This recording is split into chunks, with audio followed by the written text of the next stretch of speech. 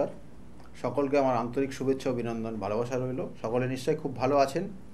দেখুন, আমাদের বিভিন্ন পুরাণ তত্ত্বে যে বিষয়গুলো বলছে যে বিভিন্ন ক্ষেত্রে বিভিন্নভাবে দেবদেবতার তাদের পরিবর্তন, তাদের বিভিন্ন নামে অভিহিত, এবং কোনো কোনো সময় আমরা সেই নির্দিষ্ট দেবতাকে স্মরণ করে আমাদের যে সমস্যা, সেই সমস্যার থেকে বেরোতে পেরেছি। সেই জন্য বলা হচ্ছে মন্ত্রপাঠ ভীষণ ভীষণ গুরুত্বপূর্ণ একটা সাবজেক্ট, এবং তার সঙ্গে সঙ্গে বিভিন্নভাবে বিভিন্ন তার প্রতিকার প্রতিবিধান রয়েছে। সেই রকমই দশমহাবিদ্যা, এই দশমহাবিদ্যার যদি আমরা বলি, তা দশমহাবিদ্যায় 10টা দেবীর নাম রয়েছে এখানে। কে? সবটাই কিন্তু সতীর অংশ, অর্থাৎ মাতা পার্বতী বা আদ্যাশক্তি মহামায়া, তারই কিন্তু রূপ। এই 10টা রূপের আমরা বিভিন্নভাবে কিন্তু আমরা দেখি, এবং তার নির্দিষ্ট পার্ট টু পার্ট তার প্রতিকার প্রতিবিধান। কেন বললাম এখানে? কারণ আপনার জন্মছকের যে গ্রহ নক্ষত্র রয়েছে, সেই গ্রহ নক্ষত্রের সবটা কিন্তু কানেকশান রয়েছে। তাই এখানে ইষ্ট দেবী অবস্থান রয়েছে, অর্থাৎ আপনার যে শনি গ্রহের ইষ্ট দেবী একজন আছে, মঙ্গল গ্রহের ইষ্ট দেবী আছে, শুক্র গ্রহের ইষ্ট দেবী রয়েছে। কিন্তু দশমহাবিদ্যা এই কারণে বললাম, তখন দশমহাবিদ্যা এমনই একটা বিদ্যা, সেক্ষেত্রে কিন্তু তার গুরুত্ব অপরিসীম। এবং তার সঙ্গে সঙ্গে, কারণ এই দশমহাবিদ্যার যে 10টা রূপ এসছিল, সেক্ষেত্রে কিন্তু সতী এবং তার সঙ্গে সঙ্গে শিবের যখন কিন্তু কথা কাটাকাটি হচ্ছিল, কারণ সতীকে কিন্তু তার নিজ গৃহে যে যজ্ঞ হচ্ছিল, নিজ পিতৃগৃহে, অর্থাৎ পিতৃগৃহে যে যজ্ঞ হচ্ছিল, যজ্ঞে তাদেরকে নিমন্ত্রণ হয়নি, এবং সে জেদ করে আসবেই, এবং সেই আশা অর্থাৎ তার অনুমতি যখন শিব দিচ্ছিল না, তখন কিন্তু শিবের সঙ্গে সেই সতীর ভীষণ রকমের কথা কাটাকাটি হচ্ছিল, এবং সেখানে কিন্তু শিবকে ভয় দেখানোর জন্য শিবকে ঘিরে ধরেছিল এই 10 রূপ ধারণ করে সতী। এবং এই 10টা রূপকেই কিন্তু দশমহাবিদ্যার রূপ বলা হচ্ছে। এবং সেখানে দশমহাবিদ্যা কি কি না বলছে? কালী, তারা, ষোড়শী, ভুবনেশ্বরী, এবং তার সঙ্গে সঙ্গে বলছে ভৈরবী, তারপর হচ্ছে ছিন্নমস্তা, এবং ধূমাবতী, বগলা, মাতঙ্গিনী এবং কমলা। তাহলে এই 10টা রূপ শিবকে ঘিরে ধরে তাকে ভয় দেখিয়ে তার কাছ থেকে কিন্তু তার পারমিশন, যেটা তার পিতৃগৃহে সেই দক্ষের গৃহে যাবে, তার পিতা গৃহে যাবে, সেই অনুমতি নিয়েছিল। তারপরে তো তার পরিণতি কি হয়েছিল সেটা আমরা সকলেই জানি। তা যাই হোক, যে এই 10টা রূপের বিভিন্নভাবে তার ব্যাখ্যা রয়েছে, কারণ এই আমাদের যে 9টা গ্রহ রয়েছে, এবং তার সঙ্গে সঙ্গে এই 9টা গ্রহের সঙ্গে আপনার লগ্নভাবকে যদি কানেক্ট করেন, তাহলে 10টা কিন্তু কানেকশান রয়েছে। তা এই যে প্রত্যেকটা গ্রহ এবং এই লগ্নভাবের সঙ্গে দেবদেবীর অবস্থান আছে, সেই জন্য বলা হচ্ছে শনি গ্রহের ইষ্ট দেবী হচ্ছেন কালিকা, অর্থাৎ তিনি হচ্ছেন প্রথম দশমহাবিদ্যার প্রথম দেবী কালী। দ্বিতীয় হচ্ছেন মাতা তারা, অর্থাৎ তারা মা হচ্ছেন দ্বিতীয় দেবী, এবং ইনি হচ্ছেন অর্থাৎ তারা মাতা হচ্ছেন বৃহস্পতি গ্রহের ইষ্ট দেবী। এবং শুক্র গ্রহের ইষ্ট দেবী হচ্ছেন মাতা ভুবনেশ্বরী, ইনি হচ্ছেন চতুর্থ দেবী। আর তৃতীয় হচ্ছেন মাতা ষোড়শী, তিনি হচ্ছেন বুধ গ্রহের ইষ্ট দেবী। আর ভৈরবী আমাদের বললাম না, লগ্ন বা কালকে নিয়ন্ত্রণ করেন, অর্থাৎ এখানে বলবো যে সময়কে নিয়ন্ত্রণ করেন তিনি হচ্ছেন ভৈরবী, অর্থাৎ মাতা ভৈরবী, এবং সেটা লগ্নকেও নিয়ন্ত্রণ করেন, কারণ লগ্নর স্ফুটটা আপনার সময়ের পরিপ্রেক্ষিতে তৈরি হয়। এবং এর সঙ্গে সঙ্গে বলছে রাহু, অর্থাৎ রাহু গ্রহের ইষ্টদেবী হচ্ছেন যিনি ষষ্ঠ দেবী, অর্থাৎ ছিন্নমস্তা। সপ্তম দেবী অর্থাৎ দশমহাবিদ্যার সপ্তম দেবী হচ্ছেন ধূমাবতী, তিনি হচ্ছেন কেতু গ্রহের ইষ্টদেবী। আর মঙ্গল গ্রহের ইষ্টদেবী হচ্ছেন যিনি হচ্ছেন অষ্টম দেবী, সেটা হচ্ছে মাতা বগলা। বগলার নাম, মাতা বগলার নাম অনেকেই শুনেছেন, এবং তার বিভিন্ন যে ক্রিয়া খুব কঠিন, কিন্তু যদি আপনি সঠিকভাবে করতে পারেন, কারণ এই মাতা বগলার আপনি আরাধনা করবেন, কিন্তু আপনাকে নিজেকেও কিন্তু নিষ্ঠা হতে হবে, সৎ হতে হবে। আপনি যদি অনেস্ট না হন বা আপনি যদি সৎকর্ম না করেন, তাহলে মাতা বগলার আপনি যদি ক্রিয়া করেন, তাহলে কিন্তু তার নেগেটিভ এনার্জি কাজ করবে। আপনি যার উদ্দেশ্যে কাজ করবেন সেটাও যেন সঠিক হতে হবে। সেটা যদি না হন, তাহলে আপনার ক্ষেত্রে এফেক্ট হবে এবং তার ক্ষেত্রে, দুজনের ক্ষেত্রে হবে। সেই জন্য মাতা বগলার আবির্ভাব, আরাধনা খুব নিজেকে কিন্তু অনেস্ট রাখতে হয়। এবং এর সঙ্গে সঙ্গে বলো অর্থাৎ, কারণ মাতা বগলা হচ্ছেন মঙ্গল গ্রহের ইষ্টদেবী, আর সূর্য রবি গ্রহের ইষ্টদেবী হচ্ছে মাতঙ্গিনী। অর্থাৎ এখানে বলছে মাতা মাতঙ্গিনী হচ্ছেন রবি গ্রহ। যাদের নাম যশ আসে না, যাদের বিভিন্ন ক্ষেত্রে সমস্যা, কোনো আইনি সমস্যা জড়িয়ে গেছেন, এগুলোর জন্য কিন্তু মাতা বগলার অবশ্যই সেখানে ক্রিয়া বিভিন্ন রকম রয়েছে।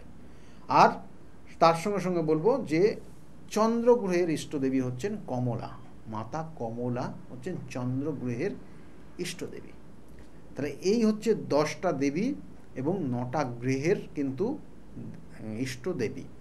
আপনার ক্ষেত্রে কি সমস্যা, আপনার ক্ষেত্রে সেখানে দশমহাবিদ্যার প্রয়োজন হবে কিনা, সেটা আপনার জন্মছকের উপর ডিপেন্ড করবে।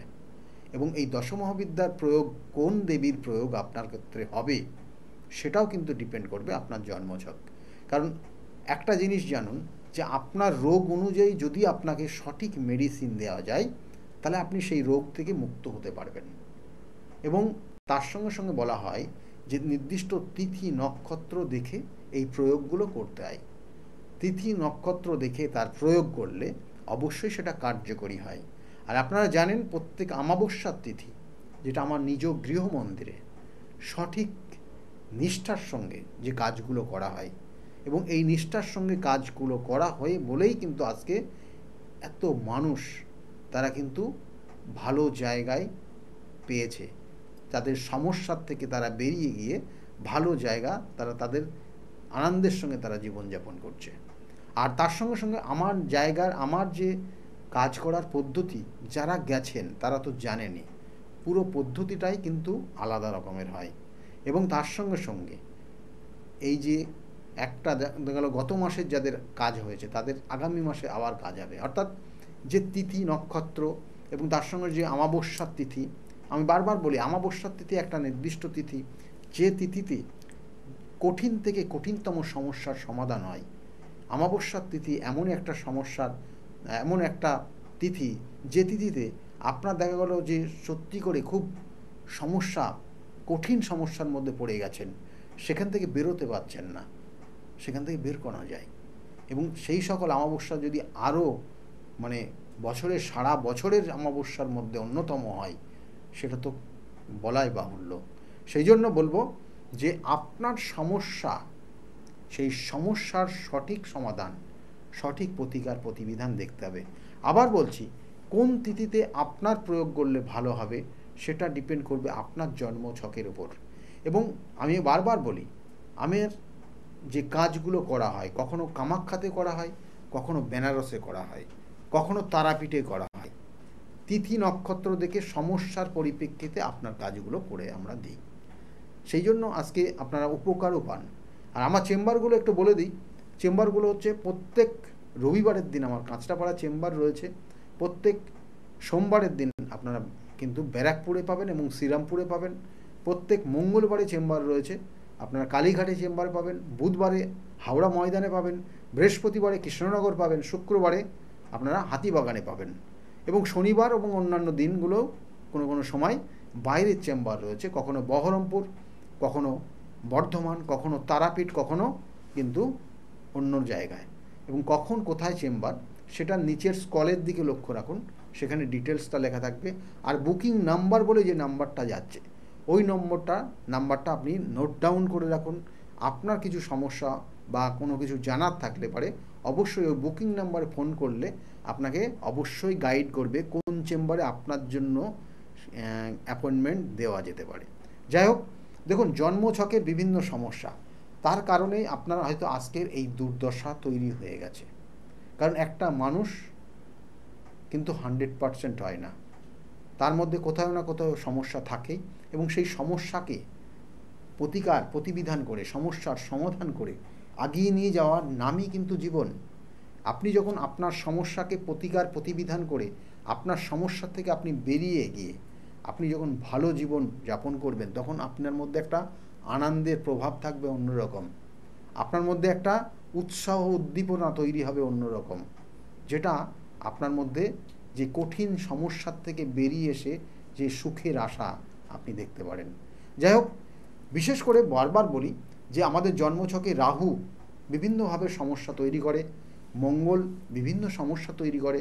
যে আপনার ক্ষেত্রে যে শুভগ্রহ বৃহস্পতি আছে বলে যে আপনার ক্ষেত্রে সমস্যা দেবে না তা না, বৃহস্পতিও অনেক সময় দ্বিবিবাহের জায়গা নিয়ে যায়, বৃহস্পতিও অনেক সময় কিন্তু অপকর্মে ক্রিয়ার মধ্যে নিযুক্ত করে দেয়। এবং সেক্ষেত্রে আবার দেখতে হয় যে কোনো কোনো ক্ষেত্রে শুক্র কোথায় আছে, শুক্রের কি প্রভাব আছে।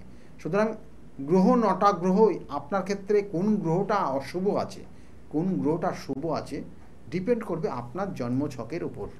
অনেক ক্ষেত্রে দেখবেন যে বৈবাহিক জীবনে বড় সমস্যার মধ্যে পড়ে গেছেন, বিবাহিত জীবন বড় দুর্বিষহ জায়গা তৈরি হয়ে গেছে, হয়তো সেখান থেকে অনেকের ডিভোর্সের জায়গা তৈরি হয়ে গেছে, হয়তো অনেকের আইনি সমস্যার মধ্যে চলছেন, সেখান থেকে আপনি বেরোতে পারবেন কি না, বা আপনি হয়তো বেরোতে চাইছেন না, আপনি হয়তো সম্পর্কটা রাখতে চাইছেন, কিন্তু আর এক পক্ষ হয়তো সম্পর্কটাকে ছেদ করতে চাইছে, সেগুলোর প্রতিবিধান আছে। সঠিক ক্রিয়ার মাধ্যমে এখান থেকে আপনি বেরিয়ে আসতে পারবেন। হয়তো অনেক সময় দেখবেন যে পরক্রিয়ায় অনেক ক্ষেত্রে আসক্ত হয়ে যায় অনেক মানুষ, এবং তার কারণে তার সংসার নষ্ট হয়ে যায়। এগুলোর কিন্তু সমাধান রয়েছে।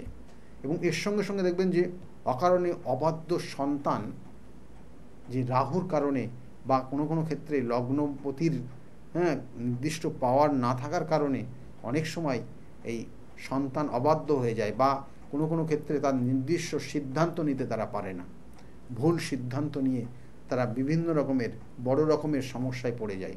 তাহলে এগুলোর প্রতিবিধান আছে।